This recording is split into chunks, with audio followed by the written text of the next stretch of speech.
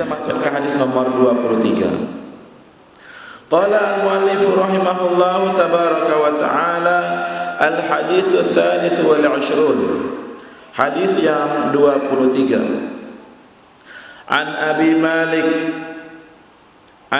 Malik al-Harits bin 'Asim al-Asy'ari radhiyallahu anhu qala qala Rasulullah sallallahu alaihi wasallam at-tuhuru syatrul imani walhamdulillahi tamla'ul mizani wa subhanallahi walhamdulillahi tamla'ani aw tamla'u ma baina as-sama'i wal ardi was-salatu nurun was-sadaqatu burhanun was-sabru diya'un wal qur'anu hujjatun laka aw 'alaika kullu nasi yaghdu faba'i'un nafsahu famu'tiquha aw mubiquha. Rawahu Muslim. Hadis nomor 23 dari Abu Malik al-Harits bin 'Asim al-Asy'ari radhiyallahu anhu berkata, Rasulullah sallallahu alaihi wasallam bersabda, at-tuhuru syatrul iman.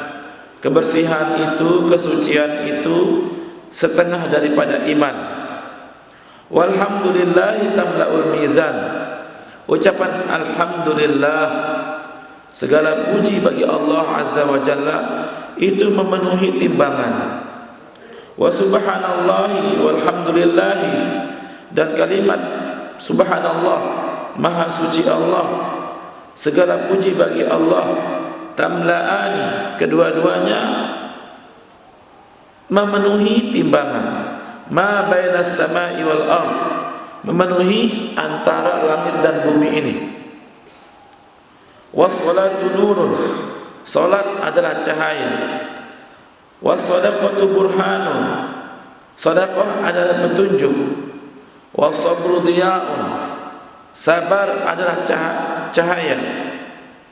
Wal Qur'anu hujjatun laka aw 'alaika. Al-Qur'an bisa menjadi hujjah kepada kita atau terhadap diri kita. Kullun nasi yabdu faba'i'un nafsahu famu'tiquha aw mubiquha. Setiap manusia itu berbuat atau beramal. Ada yang menjual dirinya sendiri lalu membebaskannya atau memerdekakannya, maka inilah orang yang selamat. Ada pula yang membinasakannya. Hadis ini diriwayatkan oleh Imam Muslim. Ikhwati fillah rahimakumullah. Hadis yang mulia ini menjelaskan kepada kita tentang beberapa perkara penting yang harus kita sikapi dengan sikap yang benar sebagaimana yang dituntunkan oleh Nabi kita Nabi Muhammad sallallahu alaihi wasallam. Kalau tadi kita menceritakan tentang bagaimana sikap para sahabat terhadap apa saja yang diberitakan oleh baginda Rasulullah SAW dan sikap mereka, sampai sekarang kita melihat dan manfaatnya, ya, di mana mereka menyikapi apapun yang dikatakan, apapun yang disampaikan oleh Rasulullah SAW adalah kebenaran. Maka kita sekarang berusaha untuk meniru dan meneladani sikap-sikap mereka terhadap segala perkataan, segala perbuatan baginda Rasulullah sallallahu alaihi wasallam. Kita lihat di sini, beliau diantaranya mengatakan kalimat alhamdulillah itu ternyata memenuhi timbangan. Kalimat subhanallah, alhamdulillah memenuhi antara kolong langit dan kolong bumi ini. Ini kalau kita lihat secara nalar kita, itu mungkin jauh dari pikiran manusia atau jauh dari akal kita. Namun karena Rasulullah SAW mengucapkannya, maka kita sebagai seorang yang bersaksi Allah Tabaraka wa Ta'ala, kewajiban kita adalah nusaddiquhu fima akhbar.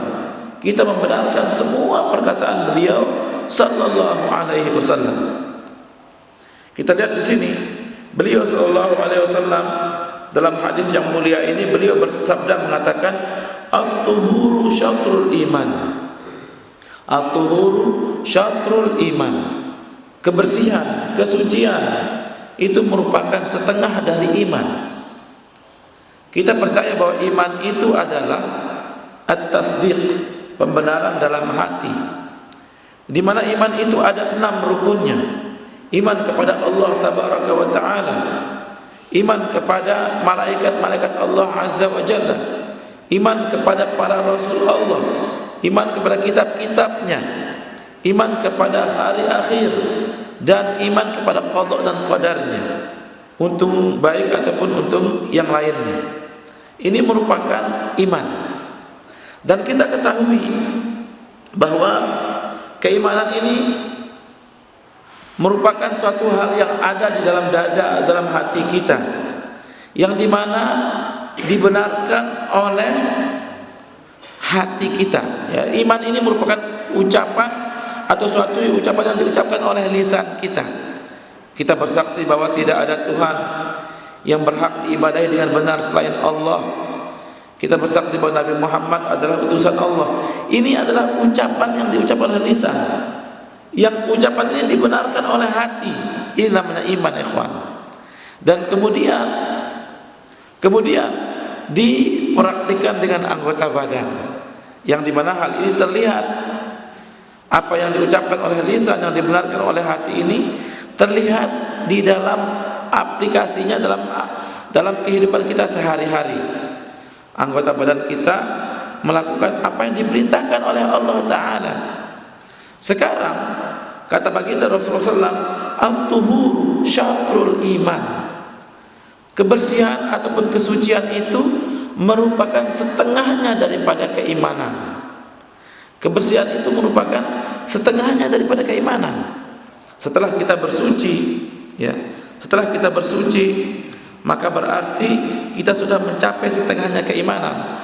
Di mana di saat misalnya kita sedang sholat, lantas wudu kita batal misalnya, ya, lantas wudu kita batal, maka hanya kita yang mengetahui wudu kita ini batal.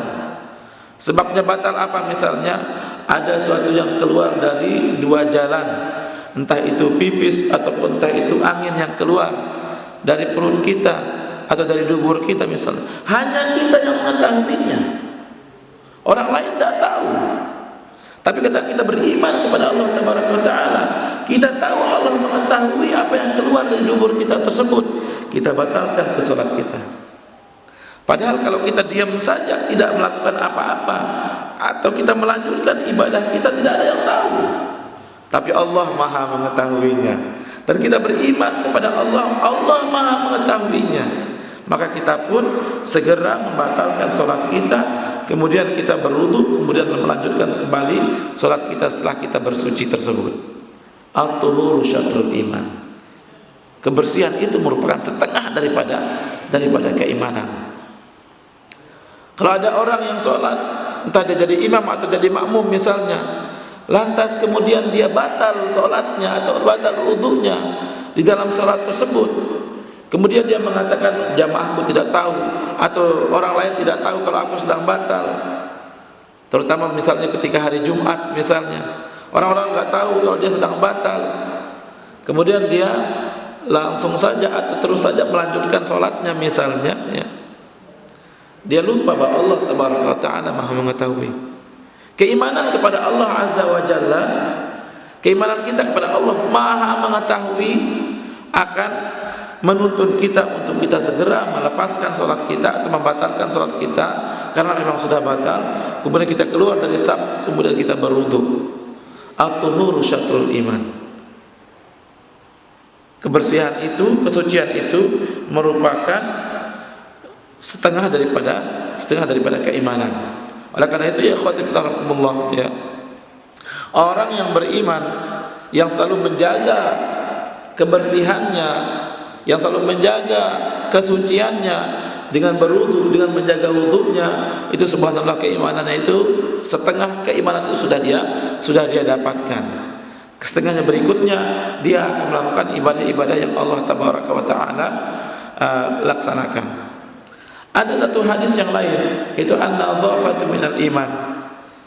Ikhwati fillah rahimakumullah, kalimat an-nazafatu minal iman ini merupakan hadis yang dhaif, hadis yang lemah. Oleh karena itu, kalau kita ingin berdalil terhadap kebersihan, kita katakan at-tuhuru syatrul iman. Kebersihan, kesucian merupakan setengah daripada keimanan. Jangan kita katakan an-nazafatu minal iman.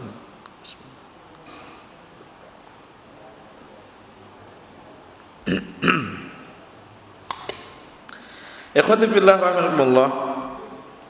Kemudian kata beliau sallallahu alaihi wasallam, walhamdulillahi tamlaul mizan. Ucapan alhamdulillah, subhanallah ikhwan, gampang kita ucapkan kalimat alhamdulillah ini.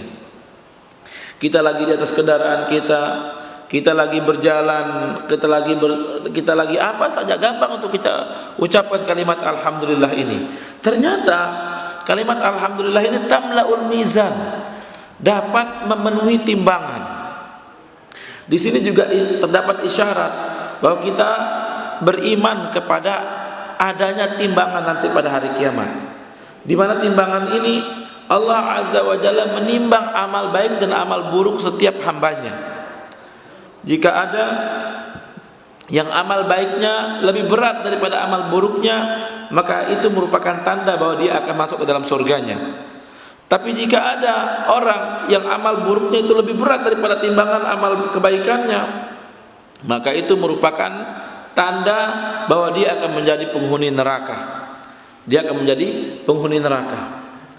Nah, ini merupakan keimanan yang wajib kita percayai bahwa di situ nanti pada hari kiamat akan ada timbangan, ya ikhwan. Akan ada timbangan. Entah bagaimana bentuk timbangan tersebut, yang penting, yang wajib itu kita mengimani bahwa nanti pada hari kiamat ada timbangan, yang dimana Allah gunakan timbangan tersebut untuk menimbang amal-amal kehidupan, amal-amal yang dilakukan oleh manusia sewaktu kita hidup di dunia ini. Sebagaimana hadis yang sudah kita bahas, setelah manusia meninggal dunia, nanti akan ada pertanyaan dua orang malaikat dalam kubur. Kemudian ada pembangkitan, hari kebangkitan. Kemudian hari pengumpulan. Kemudian hari penghisaban. Semua amal yang pernah kita lakukan itu dihitung. Penghitungan ini, ya, al-hisab itu untuk menghitung kuantitas amal. Sementara al-mizan untuk menghitung kualitas amal. Kualitas amal. Nah, nanti pada hari kiamat akan ada timbangan ini dan kita wajib mengimaninya. Ternyata kalimat alhamdulillah yang kita ucapkan itu dapat memenuhi timbangan tersebut. Sehingga kita hendaklah memperbanyak kalimat alhamdulillah ini. Alhamdulillah, alhamdulillah, alhamdulillah. Ada juga kalimat, ya, kalimat alhamdulillah ini sungguh ringan kita ucapkan. Ada juga kalimat lain yang ringan kita ucapkan, namun manfaatnya begitu besar nanti pada hari kiamat. Apa kata baginda Rasulullah SAW? Kalimatani khafifatani ala lisani thaqilatani fil mizani habibatani ila rahmani subhanallah wa bihamdihi subhanallahil azim. Kata baginda Rasulullah SAW, ada dua kalimat yang gampang sekali diucapkan oleh lisan, berat sekali timbangannya nanti pada hari kiamat, dicintai oleh Allah tabaraka wa taala. Apa kedua kalimat tersebut? Yaitu subhanallah wa bihamdihi subhanallahil azim. Kalimatnya mudah untuk kita ucapkan. Sama dengan kalimat ini. Kalau kalimat tadi itu menunjukkan, kalau kalimat yang kita sebutkan tadi subhanallah wa bihamdihi subhanallahil azim itu dia mudah diucapkan, berat timbangannya nanti pada hari kiamat dan dicintai oleh Allah tabaraka wa taala. Adapun kalimat alhamdulillah ini memenuhi timbangan tersebut, subhanallah, memenuhi timbangan itu. Oleh karena itu ikhwan, ya, hadis-hadis baginda Rasulullah SAW yang seperti ini, yang dikatakan oleh beliau SAW, kalimatnya ringkas dan ringan untuk kita ucapkan, ternyata berat timbangannya nanti pada hari kiamat. Hendaklah kita terus mengucapkannya, ikhwan. Ini menunjukkan, ya, kalau kita mengamalkannya, menunjukkan keimanan kita kepada baginda Rasulullah sallallahu alaihi wasallam. Makanya kita ucapkan alhamdulillah, alhamdulillah, alhamdulillah. Entah kita dalam keadaan bersuci atau tidak dalam keadaan bersuci, ucapkan. Entah kita dalam keadaan duduk entah kita dalam keadaan berbaring atau dalam keadaan berjalan, ucapkan. Alladzina yadhkuruna Allah qiyaman wa qu'udan wa 'ala junubihim. Orang-orang yang beriman, yang beramal, orang yang beriman nanti yang selamat itu adalah orang-orang yang selalu ingat kepada Allah Tabaraka wa Ta'ala dalam keadaan duduk, berbaring ataupun dalam keadaan berjalan. Tetap kita berzikir kepada Allah Tabaraka wa Ta'ala, mengingat Allah Azza wa Jalla. Lisan kita basah dengan berzikir kepada Allah Tabaraka wa Ta'ala. Tidak ada ruginya ikhwan kita banyak-banyak berzikir kepada Allah Azza wa Jalla, dengan kita mengucapkan subhanallah, subhanallah, subhanallah, atau alhamdulillah, alhamdulillah. Dan jangan kita ucapkan hanya pada waktu selesai sholat saja. Di luar sholat perbanyak zikir ya ikhwan. Aisyah radhiyallahu anha pernah meminta kepada baginda Rasulullah sallallahu alaihi wasallam. Ya, Aisyah bercerita ada seorang meminta kepada Rasulullah sallallahu alaihi wasallam. Seorang tersebut meminta agar bisa menemani Rasulullah nanti di surga. Apa kata Aisyah? Apa kata Rasulullah SAW? Sebagaimana hadis Aisyah ini, Rasulullah SAW bersabda mengatakan, la yazalu lisanuka ratban min zikrillah. Hendaklah lisanmu selalu basah dan berzikir kepada Allah. Ucapkan ketika kita berjalan, ketika kita duduk, ketika kita berbaring, subhanallah, subhanallah, subhanallah, alhamdulillah, alhamdulillah, alhamdulillah, Allah akbar, Allah akbar, Allah akbar. Selalu ucapkan itu. Kalau di luar kalau di dalam salat atau ketika kita baru salam dari salat kita, pahalanya menggugurkan dosa-dosa kita ya ikhwan. Apa kata baginda Rasulullah SAW? Man sabbahallaha fi dubri kulli salatin 33 wa hamidallaha 33 wa kabbarallaha 33 fatilka 99 wa qala tamamul mi'ah la ilaha illallah wahdahu la syarikalah lahul mulku wa lahul hamdu wa huwa ala kulli syai'in mithlu zabadil bahr. Siapa saja, sabda baginda Rasulullah SAW, yang mengucapkan subhanallah 33 kali setiap kali selesai salat fardu, alhamdulillah 33 kali, Allahu akbar 33 kali, kemudian ia ucapkan dengan membaca la ilaha illallah wahdahu la syarikalah lahul mulku wa lahul hamdu wa huwa ala kulli syai'in qadir, sehingga menjadi 100. Apa sabda baginda Rasulullah SAW? Diampunkan dosa-dosanya yang telah lalu, walaupun dosa-dosanya itu sebanyak buih di lautan, kata baginda Rasulullah SAW. Siapa di antara kita yang merasa sudah bebas dari dosa ya ikhwan? Sudah 40 tahun atau 50 tahun atau 60 tahun usia kita bergelut dengan berbagai macam bentuk dosa. Sekarang Rasulullah berikan kepada kita nih penghapus dosa-dosa tersebut, subhanallah. Mari kita manfaatkan ya ikhwan. Ini nasihat bagi anak pribadi dan bagi kita semuanya. Ketika imam salam, assalamualaikum, assalamualaikum, duduk ikhwan, jangan langsung keluar. Baca subhanallah 33 kali, alhamdulillah 33 kali, Allahu akbar 33 kali. Baca. Kata baginda Rasulullah SAW, ya, walhamdulillah tamlaul mizan. Alhamdulillah tamlaul mizan. Ucapan alhamdulillah itu memenuhi timbangan, kata baginda Rasulullah SAW. Kita di luar sholat misalnya, berjalan, kita menuju ke tempat kerja kita, baca alhamdulillah, alhamdulillah. Manfaatkan saat-saat seperti itu untuk menambah kebaikan kita. Kita terkadang hanya diam saja di atas kendaraan kita, karena kita tidak tahu ternyata pada saat-saat seperti itu berzikir itu masya Allah manfaatnya besar sekali. Tapi di samping kita, orang sebelah kita misalnya, dia lisannya basah dengan berzikir kepada Allah Tabaraka wa Ta'ala, karena dia tahu keutamaan berzikir tersebut. Sementara kita tidak tahu, hanya diam saja, berpikirannya menggunakan otak saja untuk bagaimana jalan yang termudah ke tempat tujuan kita. Sementara orang sebelah kita dia berzikir, lisannya basah dengan berzikir kepada Allah Tabaraka wa Ta'ala.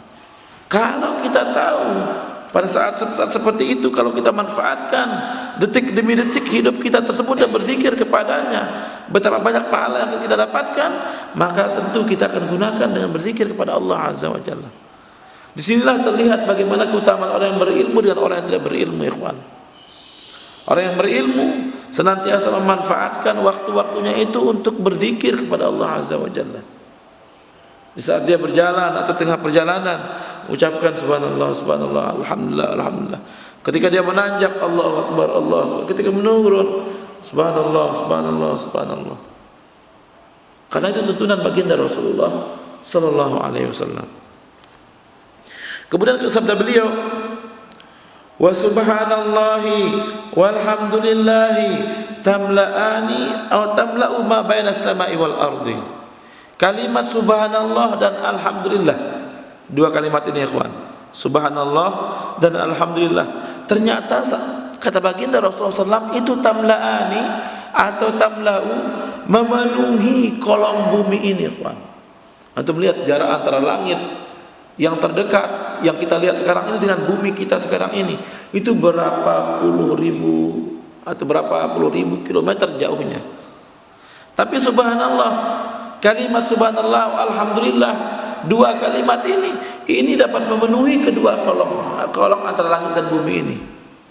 Itu sabda baginda Rasulullah SAW. Wajib kita imani, wajib kita benarkan. Bagaimana bentuk keimanan kita dan pembenaran kita terhadap sabda baginda ini? Kita ucapkan subhanallah, alhamdulillah, subhanallah, alhamdulillah, subhanallah, alhamdulillah, atau subhanallah, subhanallah, atau alhamdulillah, alhamdulillah. Dua kalimat ini subhanallah itu dapat memenuhi kolong antara langit dengan bumi ini, subhanallah. Ini yang dapat melakukan hal seperti ini ikhwan, orang yang percaya, yang beriman kepada baginda Rasulullah SAW. Kalau orang tidak percaya, orang yang tidak beriman, tentu justru dia akan meremehkan. Sebagaimana dahulu Abu Jahal, Abu Lahab meremehkan, bahkan mendustakan apa kata Rasulullah SAW, yang berjalan dalam satu malam dari Mekah menuju Palestina, naik lagi ke Sidratul Muntaha hanya dalam satu malam. Mereka rame-rame mendustakan Rasulullah SAW. Mereka rame-rame mentertawakan cerita kisah baginda Rasulullah SAW tersebut. Tapi berbeda dengan orang yang beriman, berbeda dengan Abu Bakar As-Siddiq. Apa kata Abu Bakar As-Siddiq? Kalau beliau yang mengucapkannya, aku percaya, kata Abu Bakar As-Siddiq.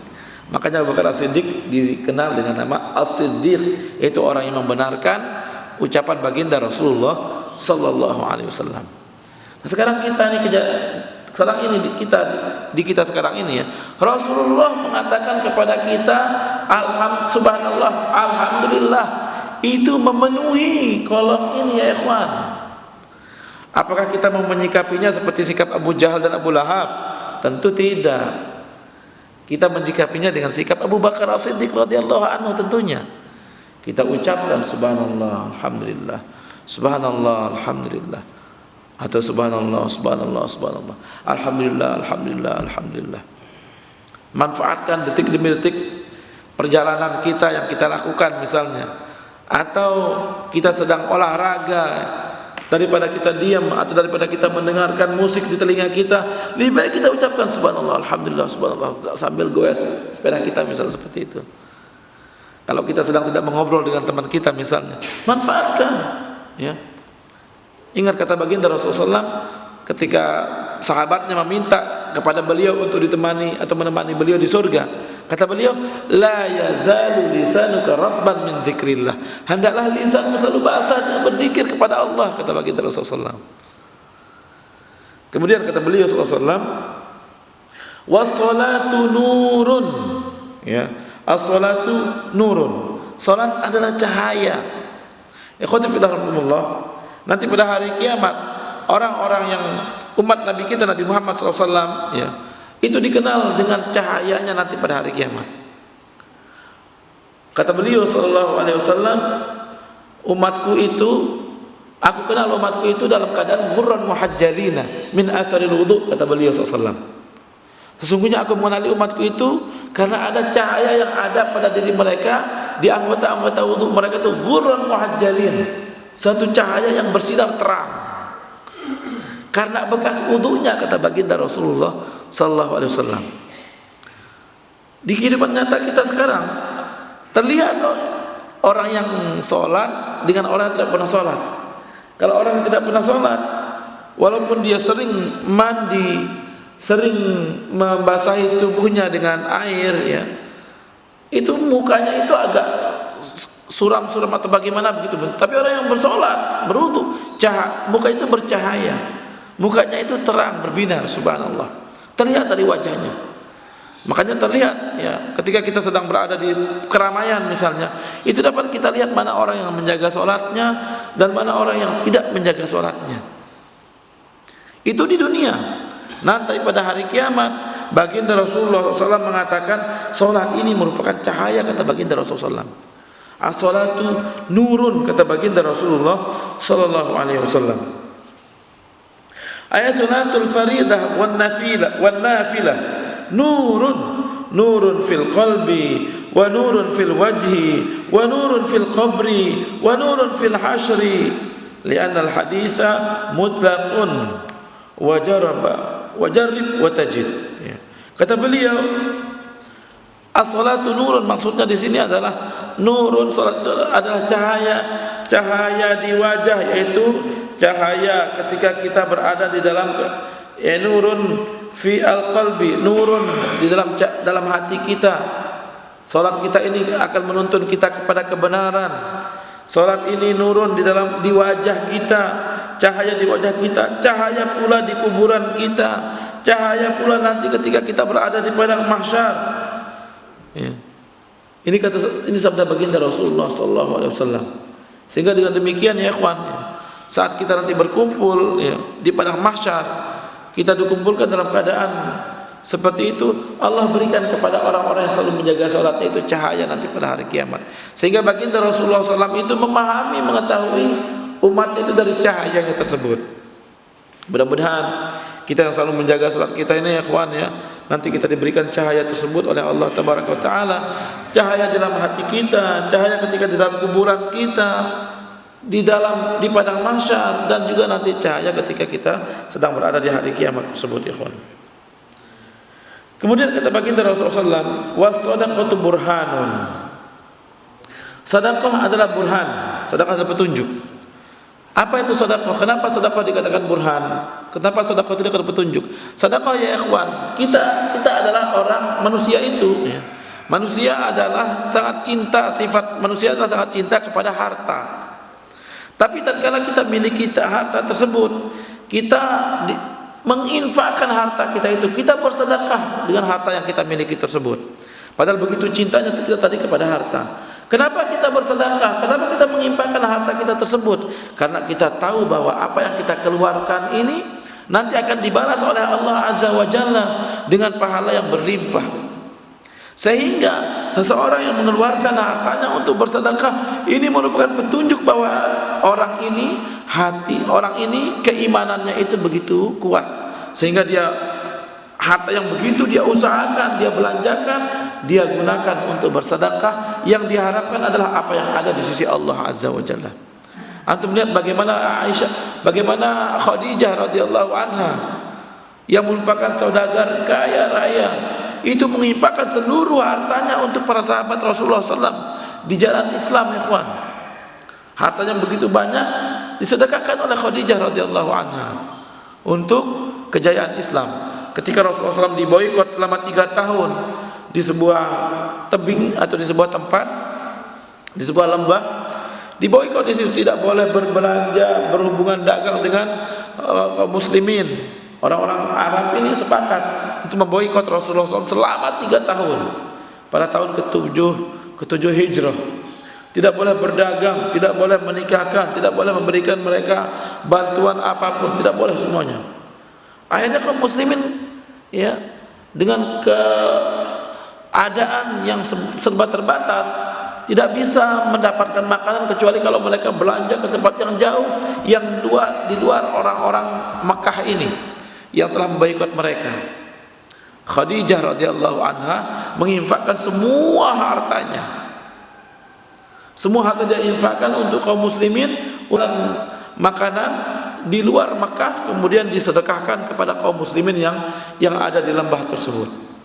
Apa yang dilakukan oleh Khadijah ini ya ikhwan, itulah burhan, wasadaqatu burhan, menunjukkan bagaimana besar keimanan Khadijah kepada baginda Rasulullah SAW, yang dimana Rasulullah pernah bersabda mengatakan bahwa apapun yang dia lakukan, apapun yang dia keluarkan oleh setiap orang muslim itu nanti akan dibalas oleh Allah tabaraka wa taala dengan kebaikan.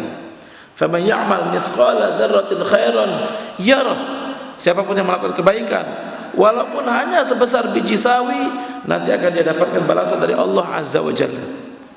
Makanya sedekah ini ya ikhwan, orang yang gampang bersedekah itu menunjukkan bagaimana keimanan hamba orang tersebut. Terlebih lagi di pagi-pagi seperti ini ya ikhwan. Kalau antum bersedekah di pagi-pagi seperti ini, ada 2 orang malaikat turun ke bumi ya ikhwan berdoa. Apa kata malaikat tersebut berdoa? Allahumma atil munfiqi halafan wal mumsiki talafan.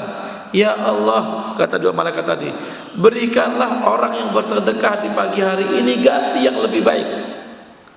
Kata salah satu malaikatnya berdoa seperti itu. Malaikat yang lainnya berdoa, Allahumma atil mumsiki talafan. Ya Allah, berikanlah kerugian bagi orang yang tidak mau bersedekah pada pagi hari ini. Begitu kata 2 orang malaikat tersebut ya ikhwan, setiap pagi.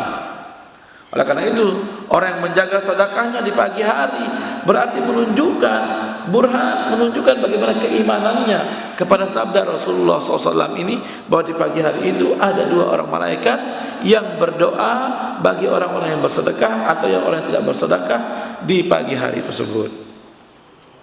Kemudian sabda baginda Rasulullah SAW, wasabru diyaun. Sabar itu adalah sinar. Ikhwati fillah, sabar itu ada 3 ya ikhwan. Sabar di dalam kita meninggalkan kemaksiatan kepada Allah tabaraka wa taala. Sabar di dalam kita berbuat ketaatan kepada Allah tabaraka wa taala. Yang ketiga, sabar ketika kita tertimpa musibah.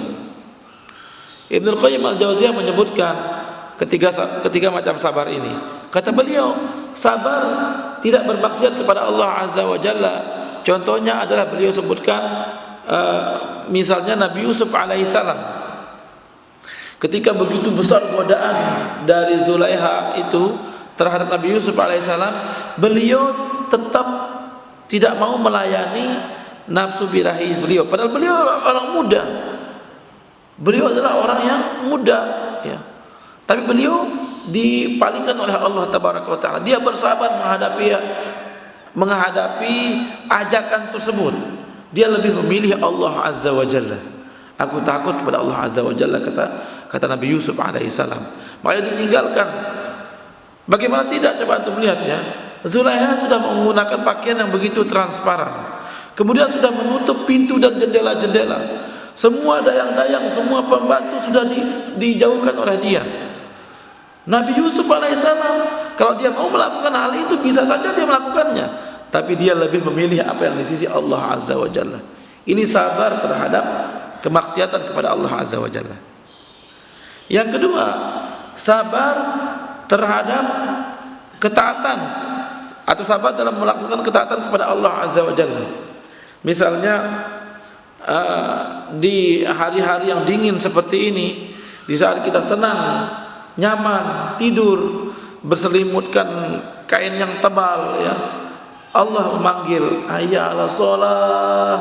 Kita segera tinggalkan selimut kita ambil air wudu, sempurnakan wudu kita, melangkahkan kaki kita ke masjid. Di bulan Ramadan enak, senang kita makan, tapi ketika Allah tabaraka wa taala sudah mengumandangkan atau di azan sudah berkumandang misalnya di subuh itu, kita tinggalkan makanan minuman yang kita senangi tersebut. Kita tinggalkan semuanya. Ini sabar dalam ketaatan kepada Allah azza wa jalla. Kemudian yang ketiga, sabar terhadap takdir Allah tabaraka wa taala. Kita diberikan misalnya suatu hal yang sakit atau suatu penyakit misalnya, kita bersabar. Dan bersabar dalam hal seperti ini diawali dengan usaha terlebih dahulu ya. Kita berusaha terlebih dahulu, baru setelah itu kita berdoa, setelah itu kita serahkan keputusannya atau takdirnya kepada Allah tabaraka wa taala. Kemudian Al-Qur'anu hujjatun laka aw 'alaika. Al-Qur'anu hujjatun laka aw 'alaika. Kemudian wa kullu nasi yaghdu fa ba'u nafsahu fa mutiquha amubiquha. Insyaallah dari Al-Qur'an hujjatun laka wa 'alaika, insyaallah akan kita bahas pada kesempatan yang akan datang.